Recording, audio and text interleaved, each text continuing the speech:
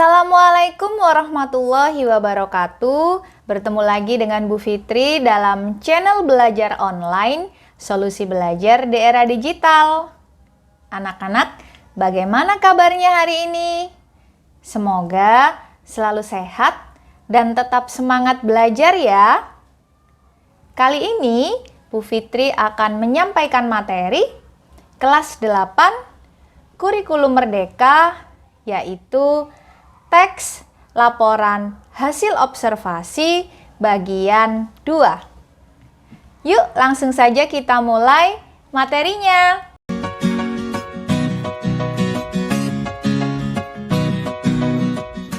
Teks laporan hasil observasi bagian 2.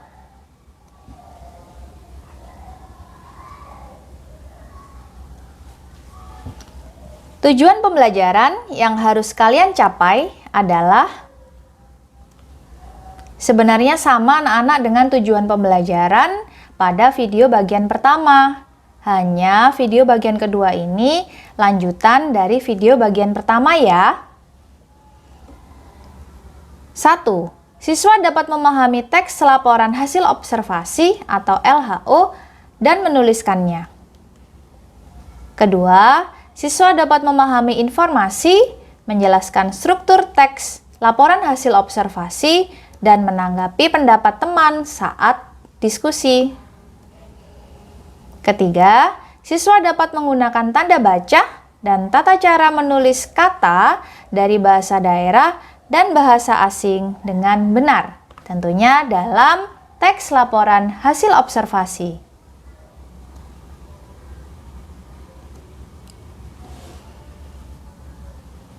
Mengidentifikasi paragraf, deskripsi, dan eksposisi dalam laporan hasil observasi. Jadi, dalam teks laporan hasil observasi ini anak-anak, kalian nanti tidak asing bertemu dengan paragraf deskripsi dan eksposisi. Apa yang dinamakan dengan paragraf deskripsi dan eksposisi? Yuk kita belajar secara detail. Paragraf deskripsi menguraikan suatu keadaan secara detail sehingga pembaca dapat melihat, membayangkan, dan merasakan apa yang sedang dideskripsikan. Ya, jadi deskripsi itu detail sekali anak-anak. Kalian bisa membuat teks deskripsi jika kalian telah melihat, membayangkan, dan merasakan objek yang akan kalian deskripsikan. Sedangkan paragraf eksposisi adalah menjelaskan sebuah informasi tentang suatu hal atau kalian bisa memaknainya dengan proses.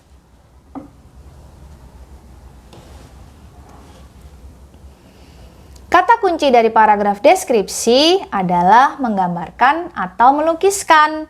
Kita tidak bisa menggambarkan atau melukiskan suatu objek sehingga menjadi sebuah paragraf deskripsi tanpa kita melihat, membayangkan, dan merasakan objek tersebut. Tujuan paragraf deskripsi adalah menggambarkan suatu hal secara detail. Ya, paham ya? Kemudian paragraf eksposisi, kata kuncinya adalah menjelaskan atau memaparkan. Tujuan dari paragraf eksposisi adalah menguraikan atau menyampaikan sebuah informasi, ya.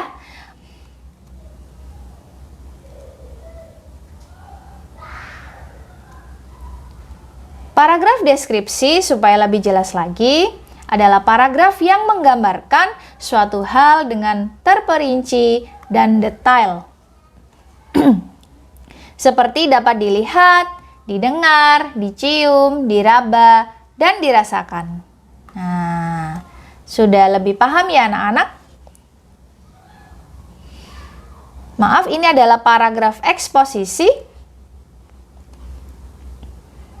Paragraf eksposisi adalah paragraf yang memaparkan informasi, maksud, dan tujuan tertentu agar pembaca memperoleh tambahan pengetahuan. Jadi, bagaimana? Sudah bisa membedakan antara paragraf deskripsi dan eksposisi, bukan? Contoh paragraf deskripsi.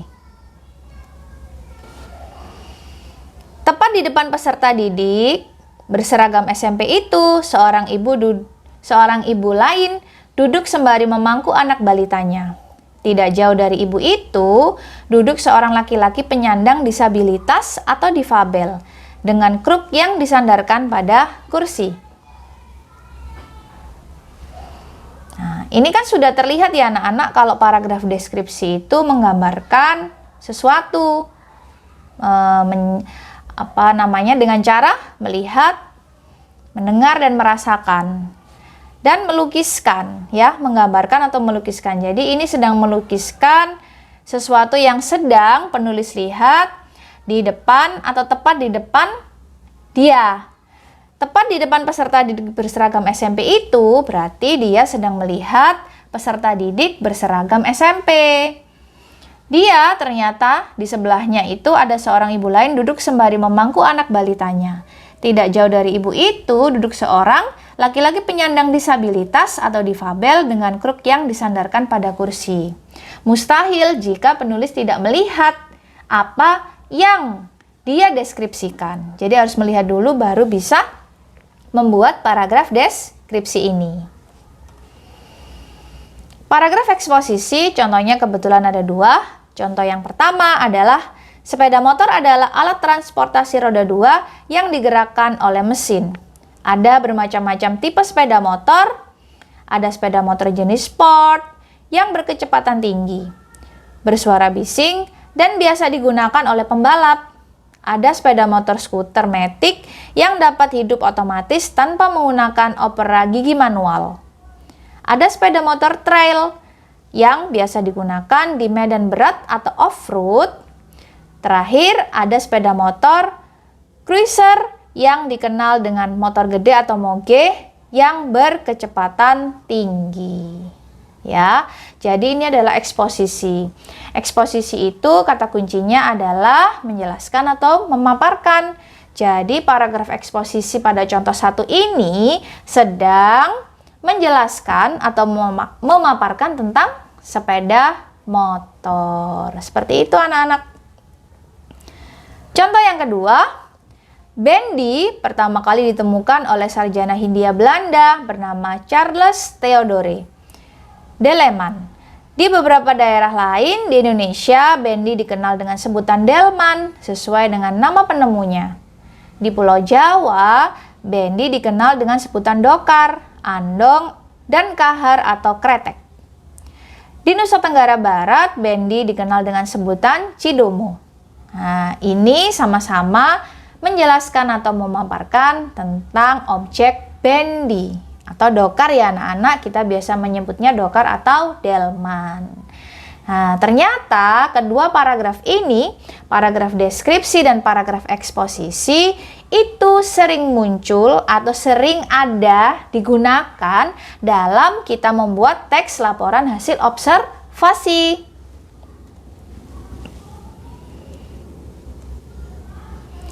Mengenal tanda baca dalam teks laporan hasil observasi. Tentu ketika kita membuat teks, menulis sebuah teks, kita perlu memperhatikan tanda baca yang tepat dalam teks tersebut. Tanda baca yang kita bahas pertama adalah tanda titik. Tahu ya anak-anak, tanda titik ya. Tanda titik dipakai pada akhir kalimat yang bukan pertanyaan atau seruan. Ini sudah jelas ya anak-anak, dari SD kalian sudah diberitahu bahwa ketika menulis kalimat itu pasti diakhiri dengan tanda titik. Contoh, bus itu penuh penumpang, satu kalimat, titik. Saya berdiri di belakang sopir, titik. Depannya pasti huruf kapital. Kalimat atau sesuatu yang diawali dengan huruf kapital dan diakhiri dengan tanda titik, maka itu disebut kalimat. Yang kedua atau B, tanda titik dipakai di belakang angka atau huruf dalam satu bagan, ikhtisar atau daftar. Contoh, Romawi 3, titik, Departemen Pendidikan Nasional, setelah titik ada spasi ya anak-anak. Departemen Pendidikan Nasional, kemudian di bawahnya lurus dengan D, departemennya, Departemen Pendidikan Nasional. Kebetulan ada A dan B. Ada Direktorat Jenderal Pendidikan Tinggi, yang B Direktorat Jenderal Pendidikan Dasar dan Menengah.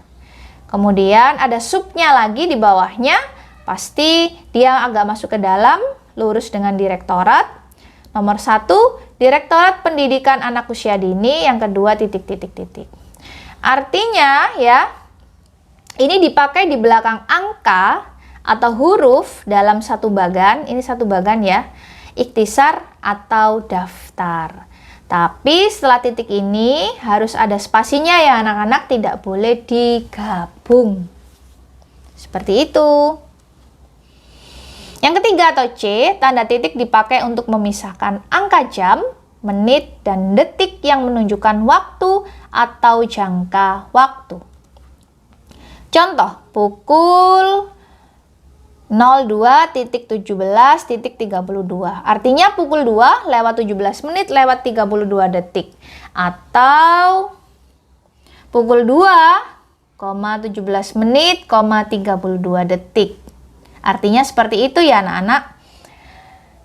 02.17.32 jam, artinya 2 jam, 17 menit, 32 detik.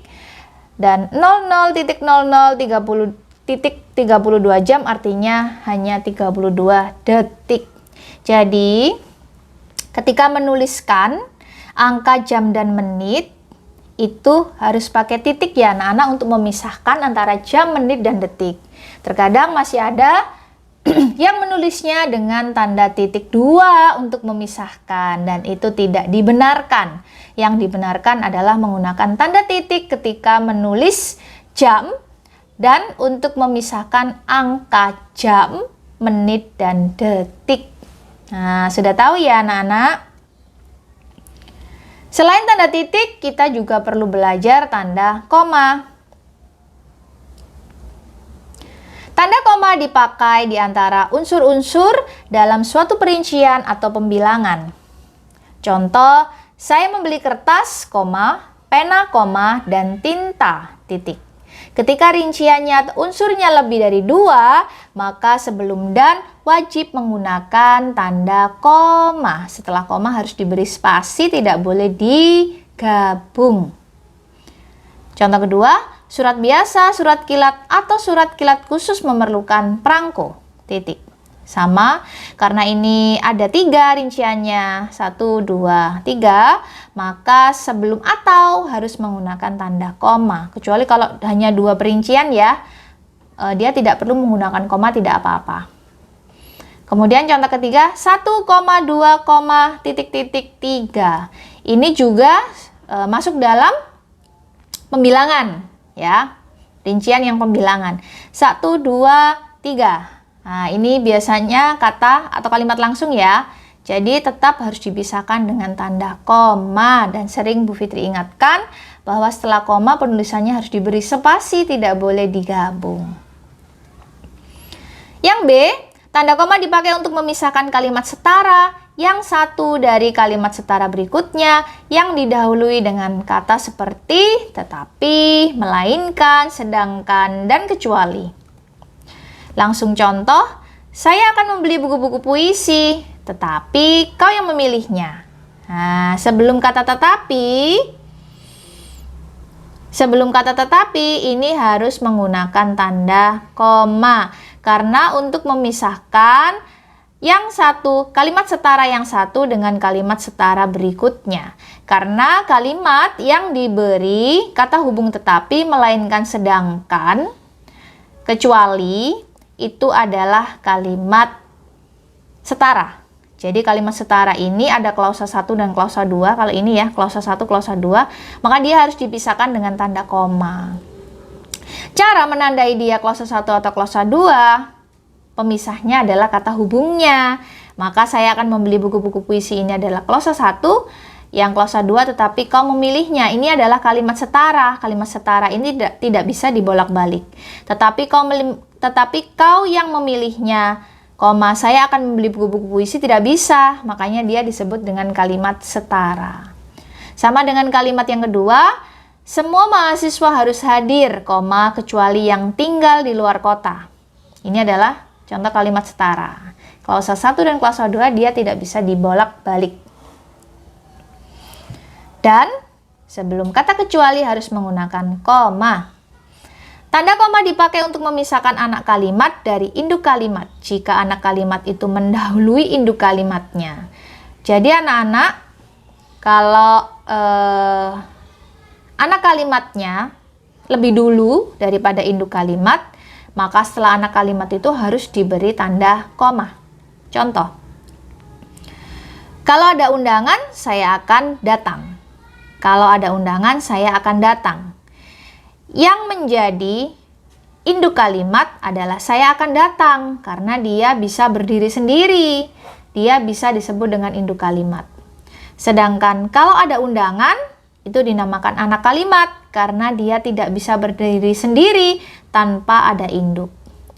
Saya akan datang tanpa klausa kalau ada undangan, dia bisa berdiri sendiri ya. Makanya dia dinamakan dengan induk kalimat. Tetapi kalau ini saya hapus dan hanya ada kalimat kalau ada undangan, maka dia tidak bisa berdiri sendiri. Maksudnya apa kalau ada undangan? Harusnya ada induk kalimatnya. Maka anak kalimat ini yang mendahului induk kalimat dia harus diberi tanda koma. Ya. Sama dengan karena tidak congkak dia mempunyai banyak teman. Contoh yang ketiga sama, agar memiliki wawasan yang luas, kita harus banyak membaca buku. Nah, begitu ya anak-anak. Silakan dipahami penjelasan Bu Fitri. Jika merasa kurang paham, kalian bisa ulang video ini. Kemudian tanda titik 2. Tanda titik 2 dipakai pada akhir suatu pernyataan lengkap yang diikuti rangkaian atau pemerian. Contoh, kita sekarang memerlukan perabot rumah tangga. Nah, pemberian itu sama dengan perincian ya anak-anak. Pemberian itu artinya setelah itu ada sesuatu yang dirincikan gitu. Kita sekarang memerlukan perabot rumah tangga. Ini biasanya ya bisa menjadi pengganti dari yaitu, antara lain, sebagai berikut gitu ya. Jadi tanpa kata-kata atau frasa-frasa yang sebutkan itu dihilangkan, langsung saja diganti dengan titik 2. Kita sekarang memerlukan perabot rumah tangga seperti kursi, meja, dan lemari, harusnya seperti itu. Tapi untuk mempersingkat, kalian boleh mengganti kata seperti tadi dengan tanda titik 2. Jadinya ya seperti ini. Kita sekarang memerlukan perabot rumah tangga, titik 2, kursi, meja, dan lemari. Gitu. Tanda titik 2 dipakai sesudah kata atau ungkapan yang memerlukan pemerian. Contoh, ya, ini perincian sih, tapi dia menulisnya di bawah, ke bawah, maksudnya ke bawah. Nah, ini butuh karena ini ada rincian, ada ketua, sekretaris, bendahara, maka untuk pemisah antara jabatan dan nama, ya, dipakai sesudah kata atau ungkapan yang memerlukan pemberian. Ini kan pemberian ya anak-anak. Nah, maka ini harus diberi tanda titik 2. Seperti itu. Ini harus lurus ya anak-anak kalau kamu menulis model pemberian seperti ini, maka titik 2-nya harus lurus. C. Tanda titik 2 dapat dipakai dalam naskah drama sesuai kata yang menunjukkan pelaku dalam percakapan. Nah, ini sudah tidak asing ya. Misalnya dalam naskah drama, kalian menjadi aktor atau aktris, maka ibu, titik 2, bawa koper ini nak. Bawa koper ini nak. Maka untuk menunjukkan pelaku dalam percakapan, maka pelaku dan percakapannya, kalimat percakapannya harus dipisah. Nah, ditandai ya dengan tanda titik 2 dan sama harus lurus juga. Nah, itu adalah penggunaan tanda titik 2. Tanda baca selanjutnya adalah titik koma. Tanda titik koma dipakai sebagai pengganti kata hubung atau kata penghubung untuk memisahkan kalimat yang setara di dalam kalimat majemuk setara. Contoh, hari sudah malam, titik 2. Anak-anak masih membaca buku-buku yang baru dibeli ayahnya. Kata tanda titik koma dipakai sebagai pengganti kata hubung. Harusnya di sini ada kata hubung, maksudnya seperti itu ya anak-anak. Hari sudah malam, tetapi anak-anak masih membaca buku-buku yang baru dibeli ayahnya. Kata tetapi boleh dihilangkan, tetapi diganti, yang tadi tetapi itu diganti dengan tanda titik koma. Karena di sini penjelasannya adalah pengganti kata hubung untuk memisahkan kalimat yang setara. Ini setara. Dalam kalimat majemuk setara. Gitu ya. Yang kedua, B, tanda titik koma digunakan untuk mengakhiri pernyataan perincian dalam kalimat yang berupa frasa atau kelompok kata. Dalam hubungan ini, sebelum perincian terakhir tidak perlu digunakan kata dan. Maksudnya adalah contoh, misalnya ada perincian dalam kalimat seperti ini. Persyaratan beasiswa ialah 1, telah lulus strata 1. Nah, ini kan harusnya pakai koma, terus ini pakai dan gitu ya, misalnya ya. Maka dalam penjelasan tanda titik koma ini, untuk mengakhiri pernyataan perinciannya, ya, dalam kelompok kata, ini kelompok ya, telah lulus strata 1 itu namanya kelompok karena dia lebih dari 1. Dalam hubungan ini sebuah perincian terakhir tidak perlu digunakan kata dan. Nah, misalnya ini ya, telah lulus strata 1 titik koma, memiliki pengalaman dalam berorganisasi titik koma, dan itu nggak perlu. Jadi langsung saja diakhiri dengan tanda titik koma, yang paling akhir diberi tanda titik karena sudah berakhir. Seperti itu ya anak-anak. Yang ketiga, atau C, tanda titik koma digunakan untuk memisahkan dua kalimat setara atau lebih apabila unsur-unsur setiap bagian itu dipisah oleh tanda baca dan kata hubung. Contoh, ibu membeli buku, pensil, dan tinta. Setelah itu ada kalimat setara dengan unsur yang lain, ya. Jadi setelah membeli buku, pensil, dan tinta, ternyata ibu juga membeli baju, celana, dan kaos. Ternyata ibu juga membeli pisang, apel, dan jeruk. Tapi karena ini mempunyai bagian-bagian yang berbeda, ya, memiliki kalimat-kalimat setara yang berbeda-beda, maka untuk memisahkan dua kalimat setara atau lebih, kebetulan ini ada 3, apabila unsur-unsur setiap bagian itu dipisah oleh tanda baca dan kata hubung. Tanda baca seperti ini ya. Buku, pensil, kata hubungnya ada dan. Ada tanda bacanya, ada dannya. Di sini ternyata ada lagi, ada komanya atau tanda bacanya, ada dan lagi. Di sini ada lagi tanda baca atau koma, di sini ada dan. Maka untuk memisahkan unsur-unsur ini dipisah dengan tanda titik koma, supaya tidak ada tanda hubung lagi sehingga membuat bingung lagi. Padahal di dalamnya sudah ada dan 3 kali. Seperti itu ya anak-anak, fungsi dari tanda titik koma.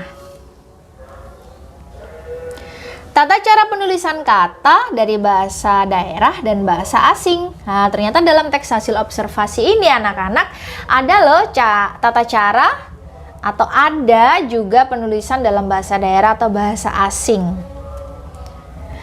Pernahkah kalian menemukan beberapa kata yang ditulis dengan huruf miring dalam sebuah teks? Nah, tentu pernah ya anak-anak. Huruf miring tersebut merupakan kata yang berasal dari bahasa daerah dan kata dari bahasa asing atau bahasa Inggris yang belum diserap ke dalam bahasa Indonesia. Penulisannya juga belum disesuaikan dengan ejaan bahasa Indonesia.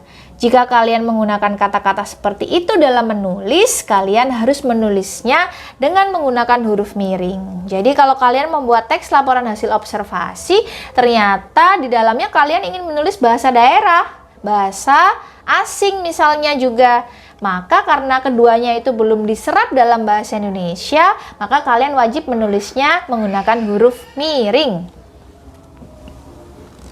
Contoh, selain itu, bendi juga bermanfaat untuk mengantarkan wisatawan menikmati jajanan kuliner di sepanjang Pantai Padang, seperti jajanan lengkitang, pensi, karupuak kuah, pisang bakar, kelapa muda, soto, satai, dan aneka macam seafood. Wisatawan menikmati aneka jajanan kuliner, sambal, berselfie ria menunggu sunset pada sore hari di Pantai Padang. Kata-kata yang Bu Fitri sengaja miringkan dan diberi warna merah supaya kalian terlihat, supaya kalian juga melihat ya.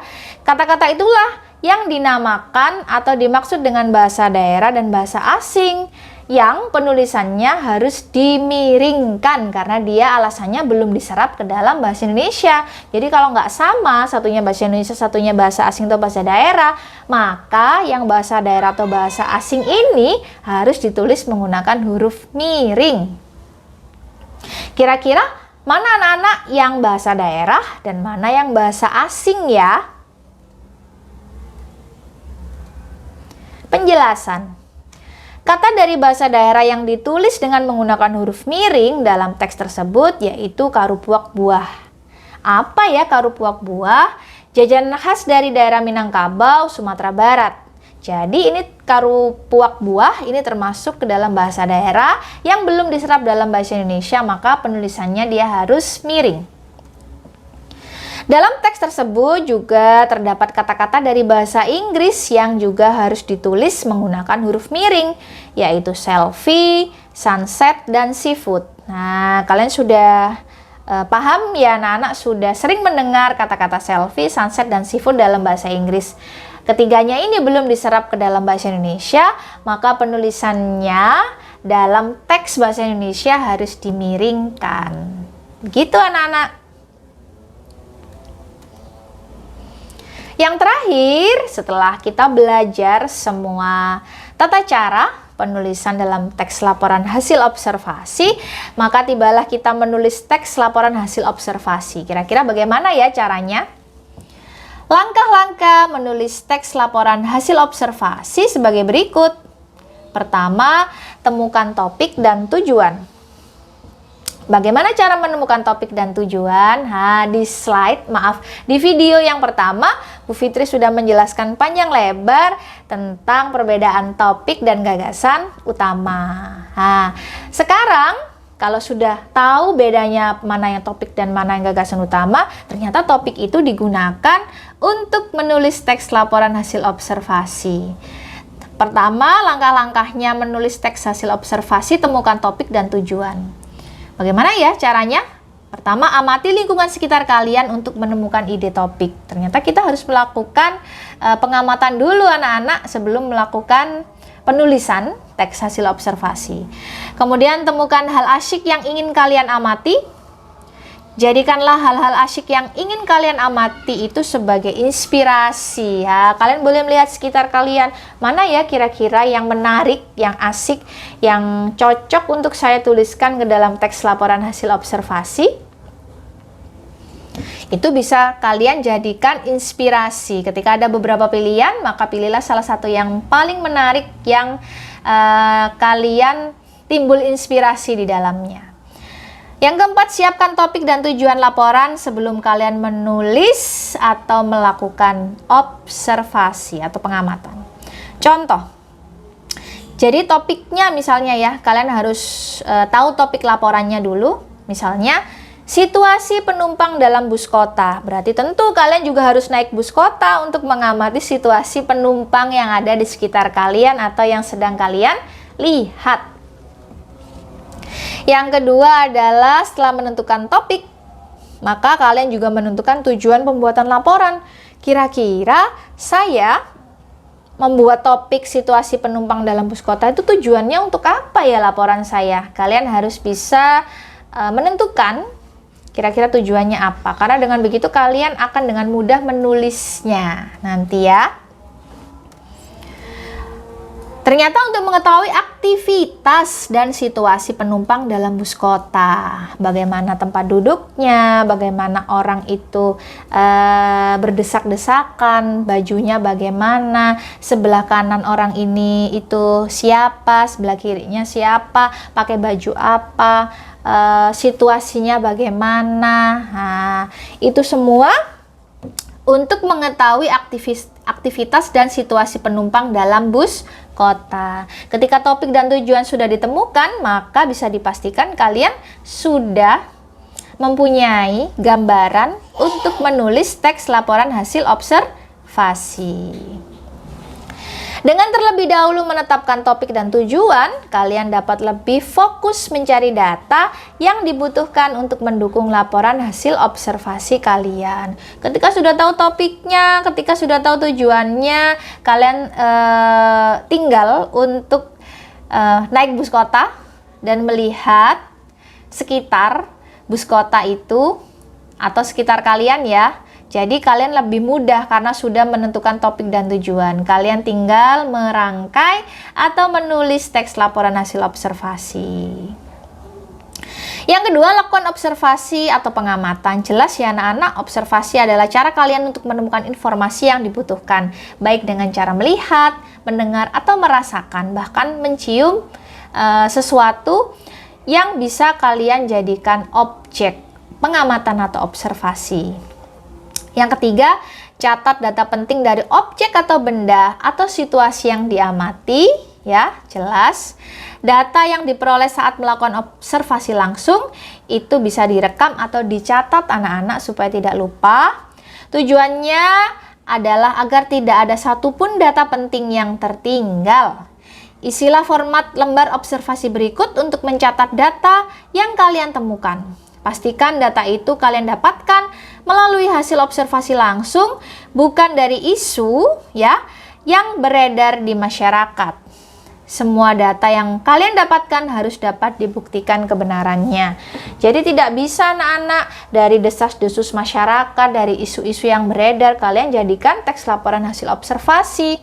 Karena teks laporan hasil observasi ini harus sesuai dengan situasi atau kondisi yang sedang kalian amati. Begitu ya anak-anak.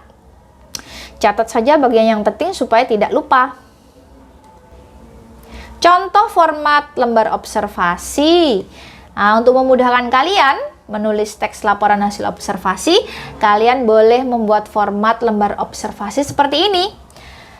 Ada topik, silakan tulis topiknya. Kalau kalian menulisnya secara kelompok, maka kelompoknya ditulis ya.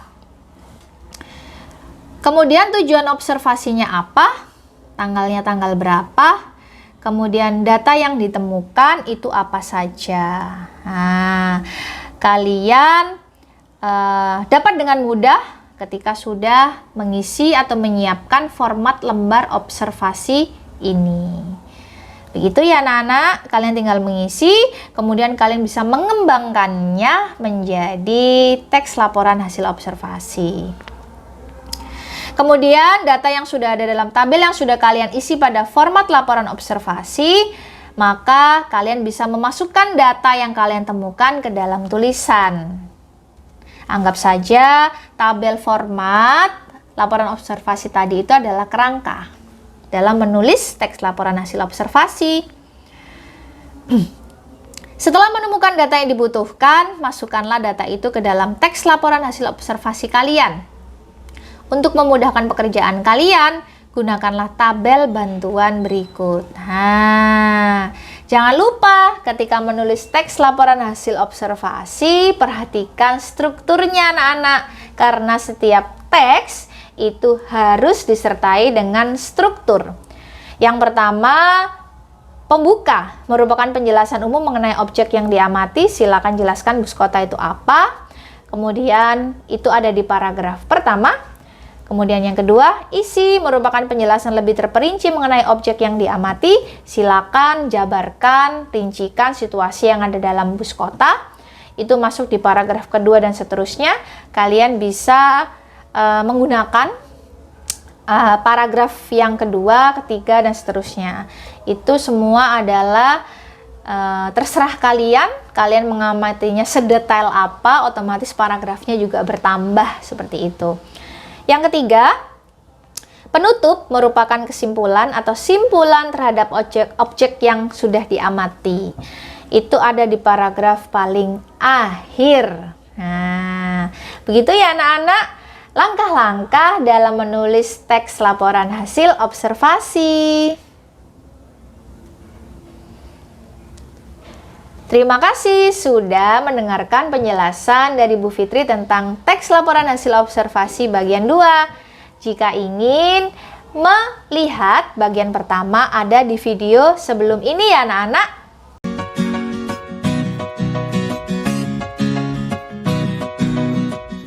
Demikian penjelasan Bu Fitri tentang materi teks laporan hasil observasi bagian 2. Kalian bisa menggunakan kedua materi, video yang kedua dan video sebelumnya yang pertama sebagai bekal kalian mengikuti penilaian harian di sekolah. Bu Fitri pamit, semoga selalu sehat dan tetap semangat belajar. Wassalamualaikum warahmatullahi wabarakatuh.